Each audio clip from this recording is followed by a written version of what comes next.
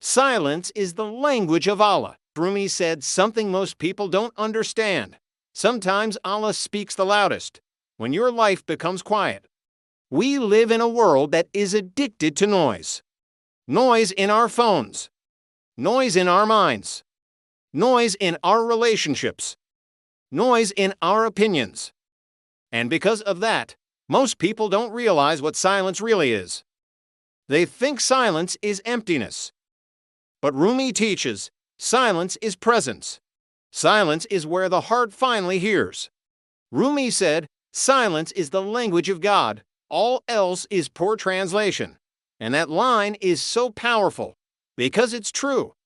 The deepest guidance doesn't always come in words. Sometimes it comes as a feeling, a pull, a calm, a warning, a sudden clarity. And that clarity often comes when you stop forcing everything, when you stop explaining yourself, when you stop chasing, when you stop trying to control the future. Rumi teaches that silence is not weakness. Silence is strength.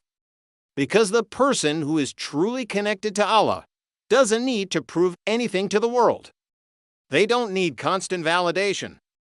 They don't need constant attention. They don't need constant noise. They have something deeper. They have inner stillness. And the truth is, your soul has been begging for silence. Not because you want to be alone, but because you want to feel Allah again. Because when your life is too loud, your heart gets lost. Or when your life becomes quiet, your heart returns. That's why people often find Allah most after heartbreak, after loss, after disappointment, after loneliness. Because suddenly, everything becomes quiet. And in that quiet, you start hearing what you ignored. You start seeing what you avoided. You start feeling what you buried. And you start making dua again. Rumi teaches, don't run from silence. Sit in it. Let it cleanse you.